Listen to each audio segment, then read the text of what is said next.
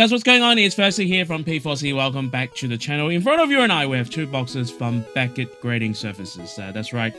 We send in cards to three different companies, PSA, BGS, and CGC, and we obviously got our PSA back, and now we have BGS back, and we're still waiting on the result of CGC. Hopefully that will arrive soon.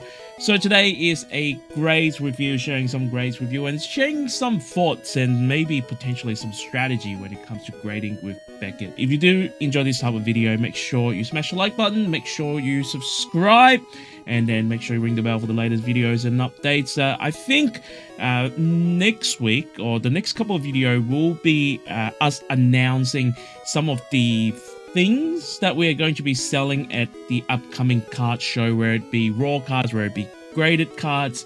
If we have time, even going through some of the potential sealed products that we're going to bring to the upcoming show to sell.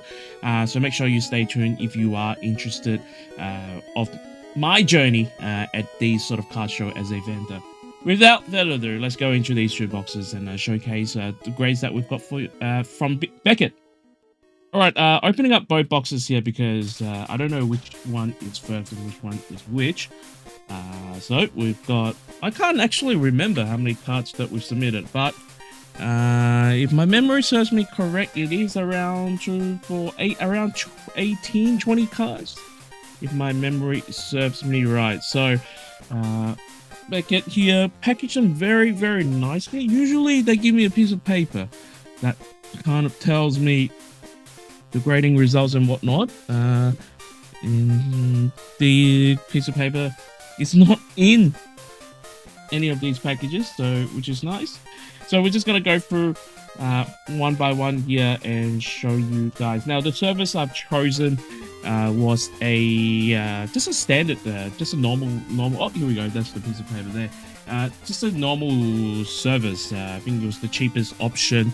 And when you are grading with Beckett, when you're grading with the cheapest option, don't expect too much. So a couple of cards here. Now some of these you might have seen them already. Some of these are graded previously with PSA. I cracked the case open and so potentially it's a bit of a crossover, and we'll let you know. Usually when I get a PSA 9, that's when I cross over the grade. So they're definitely not PSA 10, so they're PSA 9 cards. Okay, all right. First couple of cards here. And let me just find them because we did get some black label for this particular service, but these are black labels that we have previously submitted. And the reason being, one of the things that I don't really like Beckett is their quality control. Sometimes even with black labels, they've given it to you and the label itself comes off. So a few of them came off and I've sent them to them for just to fix it. So this is a card that we've submitted a long time ago. So we've got the label fix. So is this Nami card here. So we've got the label fix. So when I shake it, it doesn't come off. And so is this Mewtwo V-Star from V-Star Universe.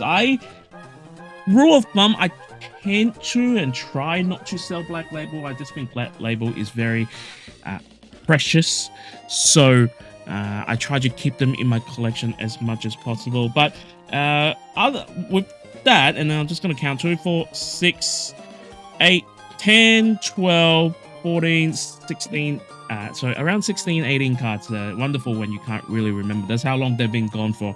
And the first card we've got here, part of the purchase when we went to Japan. If you've seen that vlog, I might have shown them. My camera might have died when I was purchasing this, but I did purchase a big lot of really expensive cards, and this was part of the purchase. And obviously wanting to see if we can crack the black label. Now one thing I found with BGS, and I don't know if this is just me, maybe people with experience with BGS can also comment in this video below.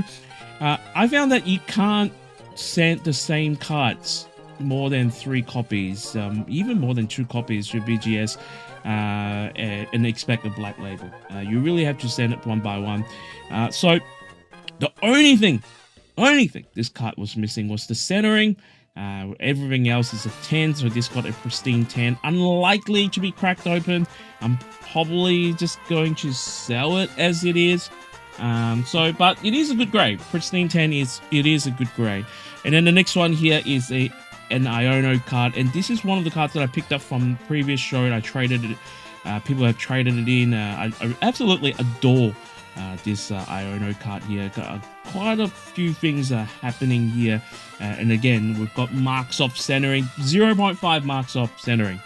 And next one here. Now this is huge. This is absolutely huge, because this card here, if you go back to our vendoring video, I think either day 1 or day 2, well, either one of them, I can't remember, but someone traded it in to PSA 9, and I looked at the card and was like, it's not a PSA 9, and I was like, I'm pretty confident that I can get higher mark than those. So I've got them, obviously cracked them open, and so from a PSA 9, this came back as a pristine 10, only got marks off for the edges. So massive win for us here.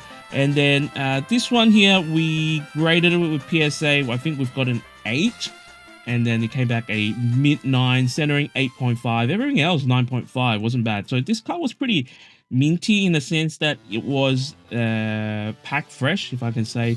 I cut it out of the packaging. Unfortunately, wasn't able to upgrade. Well, we did upgrade from 8 to a 9, but wasn't able to get to the 9.5. Next one here is the Charizard V-Star. I'm really surprised. The service is a 9. Everything else is pretty good, and I think the next card is the Mewtwo. So, of course, trying to get a sequential black label for this. Even the label is not sequential. So, yeah, strangely enough, this one here, the centering, got a 9, and everything else did pretty well. And again, these were part of the purchase from Japan. So likely probably going to sell these as a duo. But unfortunately, not getting a pristine. Even like just a 9.5 might not do as well. And so is this. This one here. Now, I mean, it's hard to say. I purchased, I think, 3 copies or 4 copies of these in Japan, and obviously tried to pick the best one to submit it to BGS for the black label. Unfortunately, though, this one got a 9.5 Jetmin. Centering and service both getting the 9.5, hence it went down the grade. Now, if you've seen our previous video, you would have saw the experiment that we did. We actually cracked open a lot of 9.5 and submitted and just see whether or not we can get a 10, and we were pretty good with that. So depending if this card sell at the card show, if it doesn't, if these 9.5 doesn't, we are very likely going to crack them and sell them. Now, this one here, we got a PSA 9, I'm pretty sure, and the centering is pretty horrific, 8.5. I see it, this side is pretty thick compared to this side, but I think the top and bottom was fine. So we did get a 9, and we did get a PSA 9. But this one, though, I guess we got a 0.5 upgrade, which is the Lana's Assistant. I didn't think this card was called Lana's Assistant, but it is, actually. So this is the SAR, and we did get an upgrade from a PSA 9 to a 9.5, and so did this. This is probably one of my favorite SAR, in terms of trainer SAR, in the Scarlet and Violet. I definitely think this one is probably one of my favorite. Unfortunately, though, the centering got a 9. I can't see it. I think we've got a 9, PSA 9 for this, so we did improve a little bit, I guess. And then this one here was the other one. So this one was again part of the we've got a PSA 9 for this, and then it came back in 9.5, and this was again from the trade-ins that we did. So it's same as the SB on VMAX from before. The guy traded in a 9, and then I think we got a pretty good deal. The only thing is the centering, but top and bottom maybe 2 sides I can't see it. Everything else looks fine, so I'm happy This actually got a 9.5. And the next one here, let's see. Okay, there's these are simplified Chinese, Flareon and Vaporeon. I absolutely love these art. I think the Eeveelution VMAX alternate art are probably the peak, and then you go down to the Terrestrial Festival one, and these ones are hard to get in Japanese, hard to grade in English because they came in those promo boxes. These came in the promo boxes as well. One got 9.5. The edges got a lot of marks off, actually. The edges got a lot of marks off. And then this one here only got marks off from the cornering, so 9.5, 10. You might be wondering, where is the you submitted a Flareon, you submitted a Vaporeon, where is the Jolteon? Jolteon got a Black Label 10. Now, if you really ask me, when I was a kid, I absolutely adore Jolteon. And if I was to rank them as a kid, it was going to be Jolteon, Flareon, and then Vaporeon. Kind of as I grow up now, I'm tipping towards Flareon a little bit. I do adore Flareon a little bit more. If we just out of those three, because Umbreon is always going to be up there, but just out of those three. But having said all that, I'm still very, very happy because this Jolteon card looks absolutely majestic here. Getting a Black Label now. The dilemma is what do we do with this? What do we do with it? Do we sell them? Do we not? I have absolutely no idea. And hence the start of the statement where I said I like to keep all my Black Labels. I don't try to sell them. But the difficult thing is what happens here. We'll think about that later. And last but not least, in terms of Pokemon, we've got a 10 for the Charizard. Now this Charizard and the one from Obsidian Flame in both Japanese and English are rising. I'm not sure if it's because of Inferno X, but Charizard is definitely enjoying its moment a little bit here. These cards have gone up quite significantly, but I guess that's all cards in Pokemon at the moment. But unfortunately, it would have absolutely been beautiful if this card got a Black Label, especially, just how the card coloring and drawn. I would have loved it if this card got a Black Label. Unfortunately, though, we've got 0.5 points off for centering, again, which I can't really see it. And the last few cards here are actually cards that from Union Arena. So these are the winner cards, and I only really collect these winner cards here unless it's these particular series I like. Then we might think about the True Stars and whatnot. So this is Shy from I'm blanking here from the anime. I'm just blanking here. So there's a winner. I really love these winner cards. So we've got Shy here, and then we've got Rose from Code Geass, and the newer ones definitely looks really, really nice compared to. I've got a C2 winner here. Got a bit of gold in it as well. So this really popped. Unfortunately, I would have loved it. Would have absolutely loved it if we got a Black Label for these as well.